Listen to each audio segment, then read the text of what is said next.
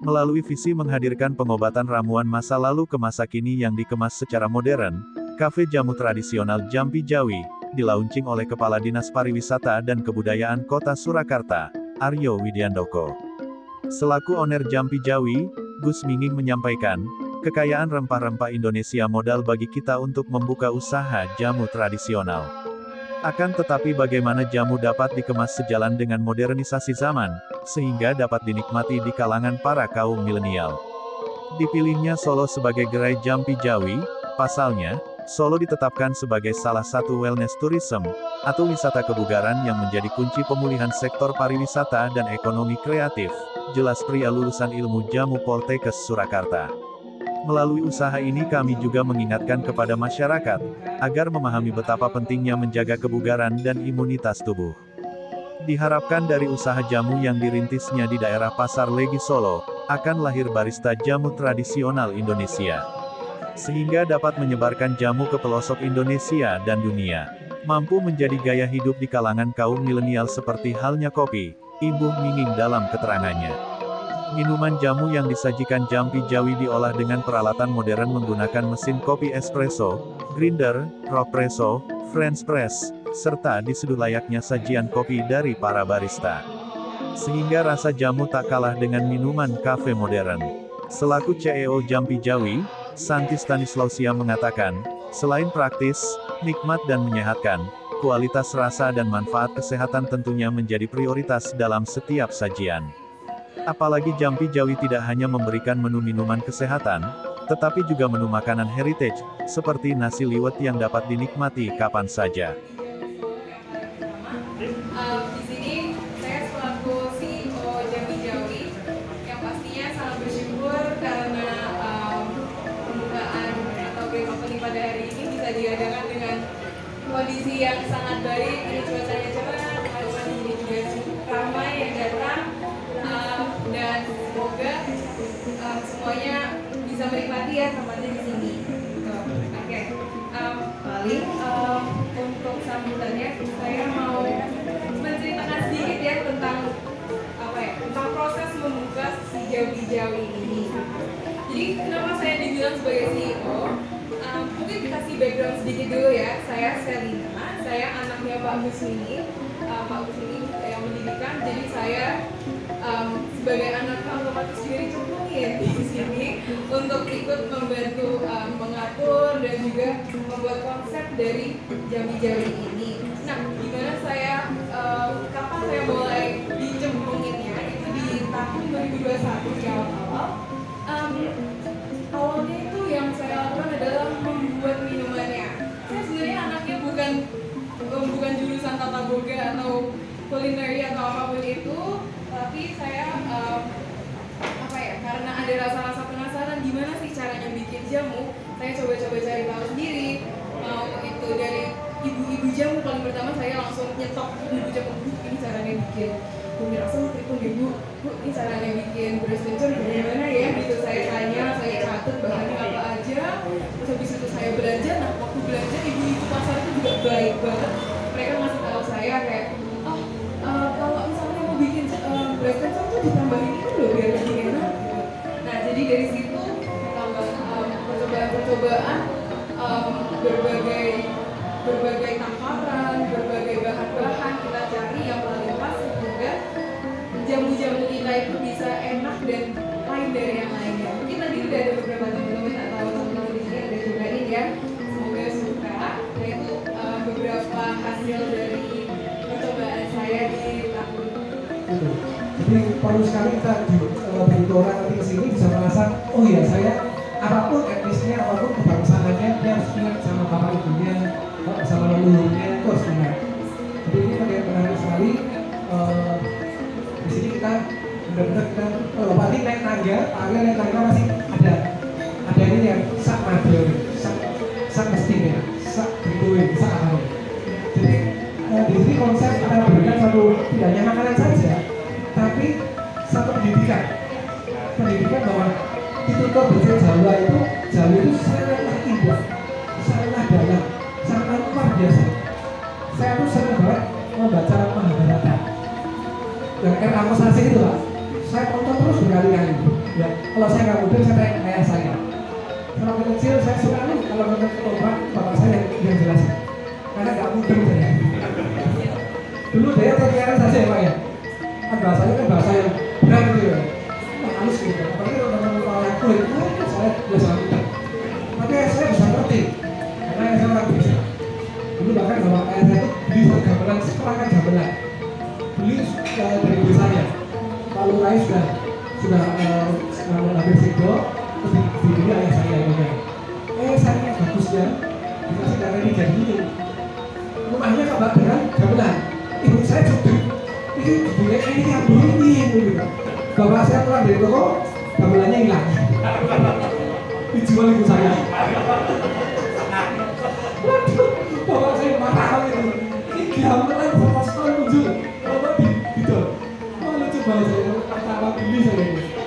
Ayah saya itu sebenarnya seorang kolektor. Jadi suka bangsa benda-benda sini. Termasuk patung-patung itu bapak ibu di belakang Pak Aryo itu kalau ketemu ibu saya itu pasti dikemuli bapak ibu. Dikemuli. Jadi ini membawa saya sangat semangat untuk menghadirkan kembali Jawa. Karena ayah saya ini walaupun ada keturunan Chinese, tapi memang dia sangat jauh. Tidak bisa semata-mata ngomong bahasa Chinese, tapi bahasa Jawa lancar. Kalau Coroko dia bisa membaca, bisa menulis. Ya. Jadi dia sudah membuat puisi Gus Dur. Dia minta ini pasangan. Kok saya batak garis apa ya? Belum. Itu semangat. Nanti dia mau pasang di sini. Jadi jari-jari ini lagi kita sudah 2 tahun. Sebetulnya kami ini sama saya itu lulusannya di BLK dari Stan yang juga Pak Mas Wali juga yang memberikan satu program itu. Program pertama saya langsung bertabur ada BLK tentang bahasa Jawa. Nah saya lulusan sama saya lebih dulu, habis itu saya sendiri. Lalu dari sana kita terus langsung serius sekali untuk mendalami apa sih jenis bahasa Jawa itu apa. Kami sendiri sudah pernah belajar. Saya sampai sekolah lagi jamu, D3 jamu di kota Surakarta. Mas Tejo ini juga lagi MC ini sudah D3 jamu loh Pak. Ya, kami sudah D3 jamu, istri saya sudah D3 jamu. Jadi kota Surakarta. Jadi di Solo, di Surakarta luar biasa. Ada fakultas jamu pertama kali di dunia. Yang di dunia yang serius. Ya, dan ini kami sangat-sangat senang masuk ke dalam dunia ini supaya jamu ini gak kalah sama kopi. Kopi begitu murah, karena jadilah sampai dunia. Kenapa jamu yang harusnya yang menghidupi dunia dulu kalau rempah-rempah ini buat apa? Buat istilahnya itu buat apa ya? Royokan ya. Sampai negara Eropa itu datang ke sini demi rempah-rempah. Ada di Indonesia. Di sini ada 13.000 spesies. Bayangkan Bapak Ibu, 13.000 wanita buat minuman. Itu menunya piro gitu. Dan kita simplisnya, yang kita buat itu baru sekian puluh. Itu yang menjadi tulisan hiasan tak bermakna ketika kita tidak membaca. Dan kecenderungan sekarang sepertinya yang milenial itu tidak mau baca. Jalur itu ada peluang juga untuk bisa menyampaikan soal perbuatan soal apapun soal jamu dengan cara dongeng. Kalau begitu tak lihat itu ada yang bawa ini menceritakan apa saja di situ dengan versi dia. Ya kadang saya pernah marah ke anak saya karena dia dengerin yang saya tahu itu salah. Dia karena sama itu berarti salah, tapi di ada teori yang kedua itu salah itu. Banyak seperti itu dan di medsos hampir tak bisa dibatasi soal itu. Mungkin tadi minggu juga soal masakan tangan itu tadi ketika waktu dulu ketemu sama Bu ceritanya dari Jawa itu Mahabharata. Jadi saat tadi di Mahabharata ada yang mungkin sering kita lihat ketika ada patung kereta tidak bisa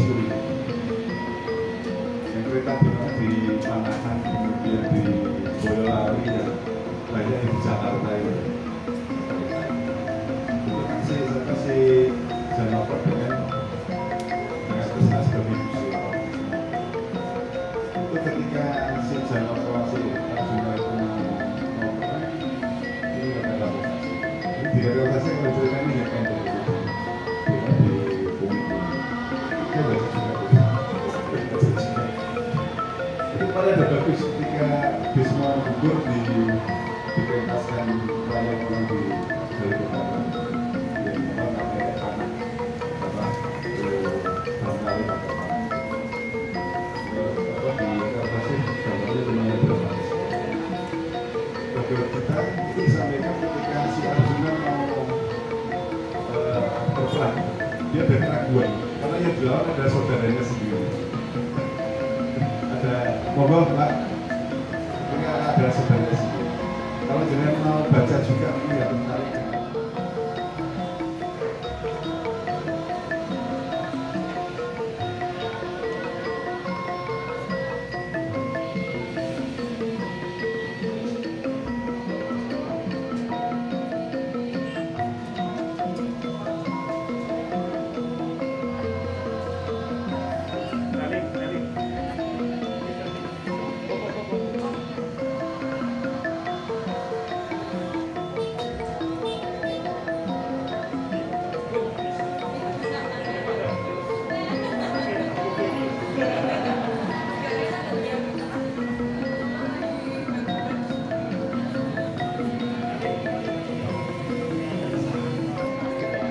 Jadi menuju rawuh Bapak Ibu, monggo katuran pinarak wonten lebet. Selamat datang Bapak Ibu, bisa untuk masuk ke dalam. Ini acara. Saya selamat datang mengucapkan untuk tamu undangan dan juga rekan-rekan dari media yang hari ini berkenan untuk menghadiri grand opening Jampi Jawi Solo Pasaman.